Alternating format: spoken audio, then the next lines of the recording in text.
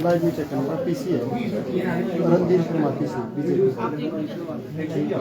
तो बाद में हाँ पीसी दिनों का बुलाया गया। हिमाचल प्रदेश के इतिहास में ये सबसे कम दिनों वाला सत्र होने वाला है। क्यों? क्योंकि सरकार विपक्ष का सामना नहीं कर पा रही, इसलिए विधानसभा के अंदर विपक्ष के मुद्दों का जवाब देने की हिम्मत उनके पास नहीं है।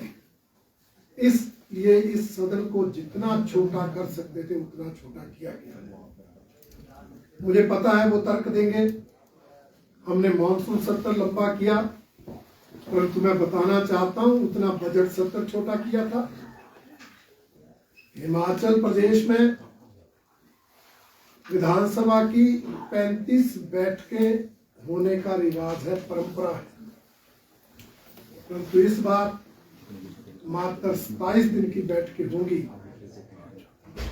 इसलिए हमारा ये मानना है कि सरकार अपने ही कृत्यों से, हीन भावना से ग्रस्त है और विपक्ष का सामना करने से घबरा रही है। इसलिए इस सत्र को छोटा रखा गया, परंतु भारतीय जनता पार्टी का विधायक दल इन 4 दिनों का भी भरपूर फायदा उठाएगा। जनहित से जुड़े मुद्दों को सदन में प्रभावी ढंग से उठाएगा और जो अन्य मसले हैं, चाहे वो भ्रष्टाचार के हैं, चाहे वो लॉ एंड ऑर्डर के हैं, चाहे वो प्रदेश के हितों के खिलाफ काम करने के हैं, उन सभी मुद्दों पर सरकार को कटघरे में खड़ा करेंगे। ये मैं आज आप सबके माध्यम से कहना चाहता हूं। दूसरा मेरा कहना है कि विधानसभा के अध्यक्ष का पद संवैधानिक है, उसकी एक अपनी गरिमा है और हम उसका मान सम्मान करते हैं, परंतु जिस तरह से वर्तमान विधानसभा अध्यक्ष समय समय पर बयान देते हैं वो बहुत ही दुर्भाग्यपूर्ण है। जब बात की जाती है तो कहा जाता है मैं तो सदन के अंदर अध्यक्ष हूं, बाहर तो मैं स्वतंत्र हूं। तो फिर सदन के अंदर की बातों को सदन के बाहर क्यों उठाया जाता है? पहले लोकसभा चुनाव के दौरान जो सदन के अंदर राज्यसभा चुनाव के दौरान घटना घटी थी, उस पर बयान दिया था कि मैंने 6 विधायकों के सर कलम कर दिए और 3 मेरी तलवार के नीचे। और पिछले कल भी बयान दे दिया कि 9 विधायकों की शिकायत पेंडिंग है, निर्णय इस सत्र में आएगा। मैं पूछना चाहता हूं, जिन 9 विधायकों की शिकायत की बात करते हैं,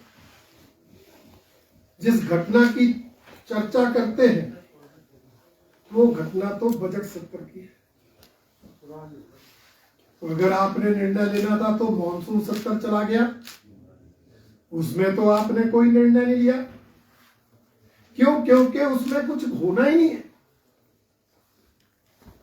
जिस घटना का जिक्र किया जाता है वो घटना तो वेल में उस समय घटी जब आदरणीय अध्यक्ष महोदय सदन में थे ही नहीं। इसलिए उस घटना को लेकर विधानसभा की सदस्यता रद्द करना ये कहीं तर्कसंगत नहीं। इसलिए मानसून सत्र में कुछ नहीं। परंतु अब जब मुख्य संसदीय सचिव हटे, उनके 6 विधायक जो सीपीएस बने थे, उनकी सदस्यता पर तलवार लटकी, तो फिर 9 विधायकों की सदस्यता रद्द करने का जिन उठ गया। कुछ दिनों पहले मुख्यमंत्री ने बयान दिया, आज इस संबंध में अध्यक्ष महोदय का बयान है, जिससे लगता है कि अध्यक्ष महोदय सरकार के इशारे पर काम कर रहे हैं, जबकि अध्यक्ष का पद निष्पक्ष रहने का पद, गर्मियापूर्ण पद है। इसलिए मैं उम्मीद करता हूं कि आदरणीय विधानसभा के अध्यक्ष महोदय अध्यक्ष पद की उस गरिमा को बनाए रखेंगे, सरकार की कठपुतली इस पद को नहीं बनने देंगे और इस तरह दबाव में आकर लोकतांत्रिक ढंग से जनता द्वारा चुने हुए विधायकों की सदस्यता रद्द नहीं करें, क्योंकि कोई मामला बनता नहीं। वो कहते हैं मैं तो ऐसे फैसले लेता हूं, सुप्रीम कोर्ट भी वैध करार देता है। मैं कहना चाहता हूं उनके फैसले पर सुप्रीम कोर्ट ने स्टे नहीं दिया था, कोई फैसला नहीं सुनाया था। कानूनन उनका फैसला सही था नहीं था इस पर निर्णय नहीं था। वो तो क्योंकि चुनाव आयोग ने विधानसभा के उपचुनाव घोषित कर दिए थे, इसलिए उन विधायकों ने केस वापस ले लिया जब स्टे नहीं। इसलिए यह मानना कि कोई कानून से ऊपर है, मुझे लगता है उसे वो गलत फहमी है। इसलिए मैं उम्मीद करता हूं कि हमारे अध्यक्ष महोदय इस संवैधानिक पद की, इस गरिमापूर्ण पद की मर्यादा को बनाए रखेंगे और कोई ऐसा कृत्य नहीं करेंगे जो अलोकतांत्रिक होगा, जो तानाशाही पूर्ण होगा और जो गैर कानूनी होगा। और ऐसा अगर होता है तो भारतीय जनता पार्टी हर स्तर पर उसका मुकाबला करेगी। वो इनकी धमकियों से डरने वाली नहीं है। हमने जो करना है लोकतांत्रिक ढंग से, कानूनी ढंग से हम उसे करते रहेंगे, परंतु अध्यक्ष महोदय को अपने पद की गरिमा बनाए रखनी चाहिए। तीसरा विषय, 11 सितंबर को वर्तमान सरकार जश्न मना रही है। हमने कई बार पूछा, हमारे नेताओं ने पूछा कि जश्न क्यों मनाया जा रहा है? आपकी 2 साल की ऐसी कौन सी उपलब्धि है जिसको लेकर आप जश्न मना रहे हैं? 1 सप्ताह बीत गया, कोई जवाब नहीं आया। जवाब तब आता अगर कोई उपलब्धि होती। इस सरकार ने तो प्रदेश की, देश ही नहीं दुनिया में फजीयत कराई, चाहे मामला टॉयलेट टैक्स का हो, चाहे मामला समोसे की जांच का। इस सरकार ने तो अनेक जनविरोधी निर्णय लेकर हिमाचल की जनता पर बोझ डालने का काम किया। ये सरकार तो जनता को बरगलाने वाली, झूठ बोलकर गुमराह करने वाली सरकार साबित हुई है, क्योंकि जिन गारंटियों को लेकर सत्ता में आए थे, सत्ता में आने के बाद उनको भूल गए, उनको पूरा नहीं किया। कानून व्यवस्था लगातार बिगड़ती जा रही है। आपने 2 साल सीपीएस के पदों को बचाने के लिए करोड़ों रुपए सीनियर एडवोकेट्स पर खर्च कर दिए। ऐसे अनेक मुद्दे, परंतु जश्न मनाने के लिए कोई मुद्दा नहीं। और मुझे लगता है कि शायद सरकार जश्न इसलिए मना रही है, मुख्यमंत्री जी जश्न इसलिए मना रहे हैं कि उनकी बात मानते हुए हाईकमांड ने कांग्रेस पार्टी की कार्यकारिणियों को भंग कर दिया। ये एक सुखद बात शायद मुख्यमंत्री जी के लिए है, जिसको लेकर वो जश्न मना रहे हैं। अन्य कोई कारण जश्न मनाने का नहीं। और भारतीय जनता पार्टी इस दौरान सरकार को जनता के बीच बेनकाब करेगी। अलग अलग ढंग से अलग अलग तरह के कार्यक्रम आयोजित करके हम सरकार की नाकामयाबियों को, सरकार के भ्रष्टाचार के काले कारनामों को, सरकार के जन विरोधी निर्णयों को, सरकार के जग हसाई वाले निर्णयों को लेकर इस दौरान भी जनता के बीच सरकार को बेनकाब करने का काम करेगी। उसके लिए पार्टी ने कमेटी गठित की है। जल्दी उसका कार्यक्रम आगे आएगा और सरकार को कटघरे में खड़ा करने का काम भारतीय जनता पार्टी करेगी।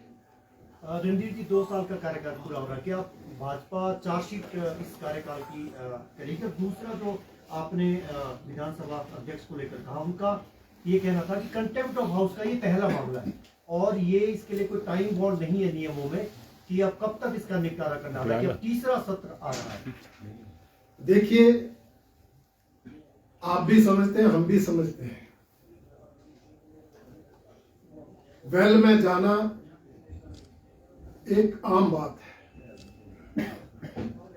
वो लोग अपने केंद्रीय नेतृत्व से पूछ सकते हैं कि उनके नेता कितनी बार बेल में जाते हैं और बेल में जाकर क्या करते हैं।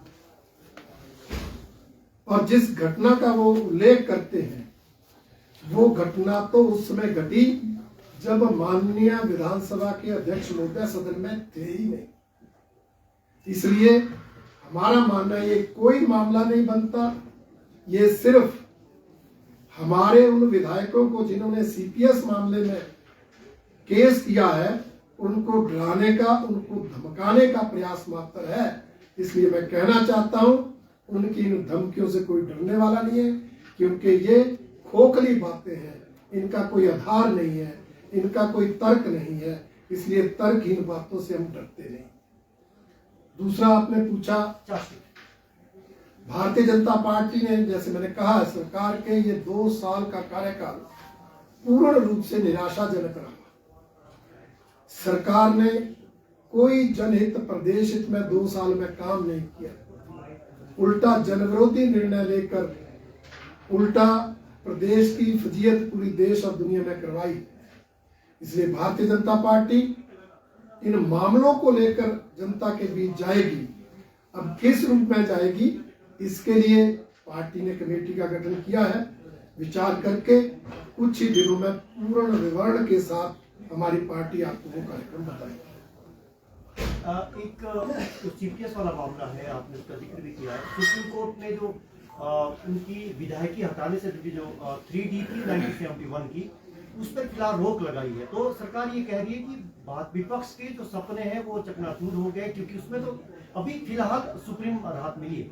देखिए, वही है ना कि भाई छोटी सी बात को लेकर जश्न मनाना, ये उनकी आदत है, उनका स्वभाव है। पिछले मामले में भी स्टे ही मिला तो कहते हैं हमारे निर्णय पर सुप्रीम कोर्ट ने मोहर लगा। इस निर्णय में भी स्टे ही लगा है, कोई परमानेंट उनको राहत नहीं मिली है। इसलिए इस मुद्दे पर भी जश्न मनाने का उनको कोई अधिकार नहीं है। ये ठीक है, मामला सुप्रीम कोर्ट में है, इसलिए उस पर ज्यादा टिप्पणी करने की आवश्यकता नहीं। रणधीर जी, क्या भाजपा हाईकोर्ट में पिटीशन डालेगी? क्योंकि सीपीएस को तो हाईकोर्ट में भी निकाल दिया, सुप्रीम कोर्ट में भी निकाल दिया, तो क्या रिकवरी की जाएगी इनसे, जो अभी तक चाहे वो एम्प्लॉइज के रूप में चाहे सुविधाओं के रूप में जो सरकारी सुविधाओं का भोग इन्होंने किया है? देखिए, अभी ये मामला माननीय सुप्रीम कोर्ट में चला है। वहां के फैसले के बाद ही आगे पार्टी को क्या करना है, उस पर हम अपने कानूनी विशेषज्ञों से बातचीत करके राय लेकर आगे की रणनीति बनाएंगे। धन्यवाद।